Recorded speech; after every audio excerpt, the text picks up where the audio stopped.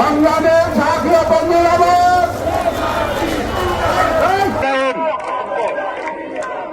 উপস্থিত সংগ্রামী নেতৃবৃন্দ, আজকে অত্যন্ত ভরাক্রান্ত মনে আপনাদের সামনে কিছু কথা বলতে চাই। আপনারা সকলেই অবগত আছেন, আমাদের প্রাণের চেয়ে প্রিয় নেত্রী দেশনেত্রী বেগম খালেদা জিয়া মৃত্যুর সাথে পাঞ্জা লড়ছে। প্রতিটি নেতাকর্মীর হৃদয় রক্তকরণ হচ্ছে, প্রতিটি নেতাকর্মী প্রতিটি মুহূর্তে পার করছে উদ্বিগ্ন উৎকণ্ঠার মধ্যে। এদের নেতৃত্ব সময় আমরা মুন্সিগঞ্জ ৩ আসনে যে ঘোষণা দেখতে পেলাম, সেই ঘোষণার মধ্য দিয়ে আজকে প্রমাণিত হয় সুপরিকল্পিতভাবে পরীক্ষিত নির্যাতিত নেতাকর্মীদের বঞ্চিত করছে। আপনারা জানেন, বিগত 17 বছর আমরা জীবন বাঁচি রেখে রাজপথে আন্দোলন সংগ্রাম করেছি। সেই বিষয়ে আজ নতুন করে কিছু বলার দরকার নেই। আপনারা সকলেই দেখেছেন, তাদের যে কোনো কর্মসূচি আমরা মহিউদ্দিনের নির্দেশে পালন করেছি। হয়েছি, তবু আমরা রাজপথ ছাড়িনি। আজকে যদি আবার প্রয়োজন হয়, তাহলে আবার আমরা জীবনের ঝুঁকি নেব। এবং দেশনেত্রী বেগম খালেদা জিয়া একমাত্র আমাদের নেত্রী। তার থেকে যে সিদ্ধান্ত দেখ, আমরা সেই সিদ্ধান্তকে মেনে নেব না। সংগ্রামী নেতৃবৃন্দ, আপনাদের প্রত্যেককেই সতর্ক থাকতে হবে। আমরা লক্ষ্য করছি সুপরিকল্পিতভাবে আজকে যে পরিস্থিতির দিকে ফেলে দেওয়া হয়েছে, এটি একটি নীল নকশার বাস্তবায়ন মনে করে আমাদেরকে যে কোনো ষড়যন্ত্রের বিরুদ্ধে দেশনায়ক তারেক রহমানের পক্ষে রাজপথে অটুট থাকতে হবে।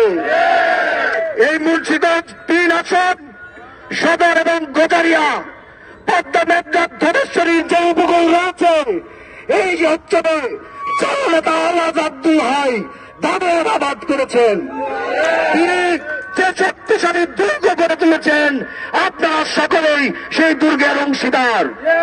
সে আব্দুল হাইকে আজ অসুস্থ, তার পরিবার যেভাবে অঞ্চলে বিএনপিকে ধারণ করে ধরে রেখেছে, এক কাজটি গত 17 বছরে আর কোন নেতাকে আমরা এই জেলায় দেখিনি।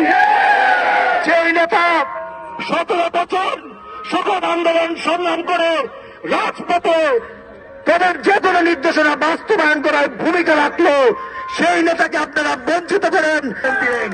এটি একটি বৈষম্য এবং ষড়যন্ত্র। আমরা এর তীব্র নিন্দা জানাই এবং প্রতিবাদ জানাই। সেই সাথে আশা করব দল অবশ্যই আবার যে সিদ্ধান্ত দেওয়া হয়েছে, সেই সিদ্ধান্তের পুনর্মূল্যায়ন করবে। আরেকটি কথা ভালোভাবে আপনারা খেয়াল করবেন, আমরা দীর্ঘ 17 বছর একটি গণতন্ত্র প্রতিষ্ঠা করার জন্য আন্দোলন করেছি। তাই আমাদের দলের মধ্যে সর্বপ্রথম গণতন্ত্রের চর্চা থাকতে হবে। আজকে মুন্সিগঞ্জ শহর বিএনপি, মিরকাদিম পৌর বিএনপি, সদর উপজেলা বিএনপি, বগুড়া বিএনপি সহ যে কয়েকটি ইউনিট রয়েছে মুন্সিগঞ্জ ৩ আসনে, প্রত্যেকটি নেতা কর্মীর যদি আপনি মতামত দেন, তাহলে একটি নামই আসবে, সেটি জননেতা মহিউদ্দিন ভাই। যখন দেখেছি 17 বছর আন্দোলন সংগ্রাম করেছি, জীবনের বাজি রেখে মৃত্যুকে উপেক্ষা করে রাজপথে দেখেছি, তখন তাদের যদি বঞ্চিত করে, তাদেরকে মূল্যায়ন না করে অন্য সবাই নেতাদের মূল্যায়ন করা হয়, যাদের সেই পরিমাণ ঘাম শরীর থেকে জড়ায়নি, দলের যে কোনো সিদ্ধান্তকে তখনই আমি সম্মান জানাবো যখন দল সেই গণতান্ত্রিক পন্থা অবলম্বন করে তৃণমূলের আশা আকাঙ্ক্ষা, তৃণমূলের মতামতের ভিত্তিতে সুস্থ এবং সুন্দরভাবে একটি প্রক্রিয়ার মধ্য দিয়ে একটি ঘোষণা দিবে, তখন আমরা অবশ্যই দলের সেই সিদ্ধান্তকে মেনে নেব। কিন্তু অযথা যে একটি বলি সবসময় বলে আসা হয়, দল যে সিদ্ধান্ত দিবে তা মানতে হবে, এটি দলের সিদ্ধান্ত নয়। যদি দলের সিদ্ধান্ত হতো, তাহলে অবশ্যই আমরা সেই সিদ্ধান্ত মেনে নিতাম।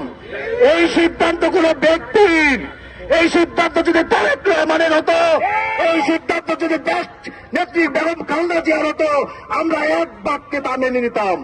কিন্তু এই সিদ্ধান্ত একজন নেতার, যে নেতার আমরা বর্তমান সময়ে তার কার্যক্রমকে সন্দেহের চোখে দেখছি, তাই দেশটা তারেক রহমানের নির্দেশনার অপেক্ষায় আছি। আমরা যারা এই দলের পরীক্ষিত সৈনিক, যারা বারবার মৃত্যুর মুখে দাঁড়িয়ে প্রমাণ করেছি আমরা শহীদ জিয়ার আদর্শকে কতটা ধারণ করি, দেশটা তারেক রহমানের নির্দেশনা কতটুকু পালন করি, সেই আমাদেরকে যদি বারবার পরীক্ষার মুখে পড়তে হয়, আমাদের যদি বঞ্চনার মুখে পড়তে হয়, আমাদেরকে ব্যক্ত করার জন্য নানা ষড়যন্ত্র হয়, তাহলে আমরা প্রস্তুত আছি তোমাদের যে কোনো ষড়যন্ত্রের জবাব দিতে। সংগ্রামী নেতৃবৃন্দ, আজকে মুন্সিগঞ্জ শহরের এই শহীদ চত্বর থেকে স্মরণ করছি আমাদের প্রিয় নেতা জননেতা আলহাজ আব্দুল হাইকে, যিনি দীর্ঘ 40 বছর এই অঞ্চলে মানুষের সেবায় কাজ করে গেছেন। আমি একজন বিএনপির কর্মী হিসেবে বাধি দিলাম, আমি এই শহরে একজন নাগরিক হিসেবে যদি বলতে হয়, তাহলে বলতে হয় জননেতা আলহাজ আব্দুলের কাছে আমরা কৃতজ্ঞ। আমরা কৃতজ্ঞ তিনি এই মুন্সিগঞ্জ জেলা শহরকে যে অবগত উন্নয়ন করে দিয়েছেন। আজকে মুন্সিগঞ্জ শহর থেকে বাংলা বাজারের যে সড়ক ব্যবস্থার উন্নয়ন ঘটিয়েছিলেন, এটি তারই অবদান ছিল। সেই নেতার প্রতি আমরা সকলেই আস্থা রাখি এবং তার পরিবারের প্রতি আমরা বিশ্বাস রাখি। তারাই একমাত্র শহীদ জিয়ার আদর্শ ধারণ করে, তারাই একমাত্র এই অঞ্চলে বিএনপির দুর্গের সঠিকভাবে দায়িত্ব পালন করার জন্য উপযুক্ত। আরেকটি বিষয় খুব গুরুত্বপূর্ণ, মুন্সিগঞ্জ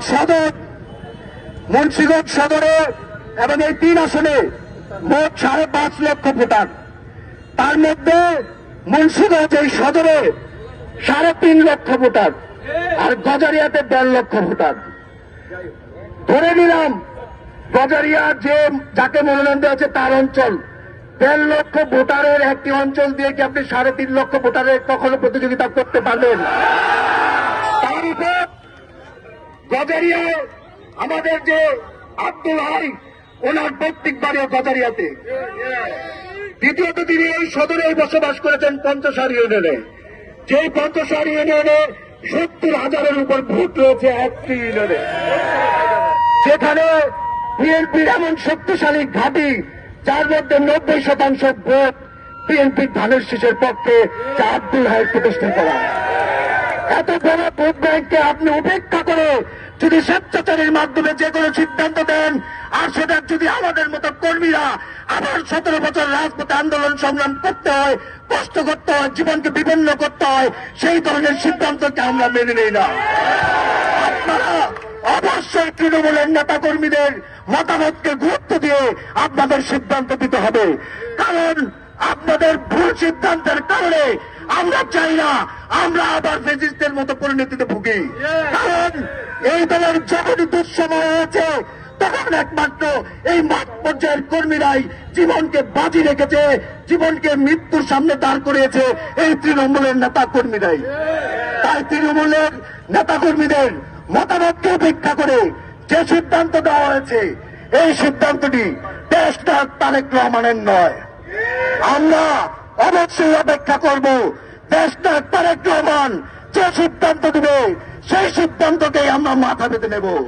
কিন্তু তার বাইরে যে সিদ্ধান্ত দেখ এই সময় বিবেচনা করে সেই সিদ্ধান্তকে আমরা মেনে নিতে পারছি না, কারণ এটিকে আমরা ষড়যন্ত্র মনে করছি।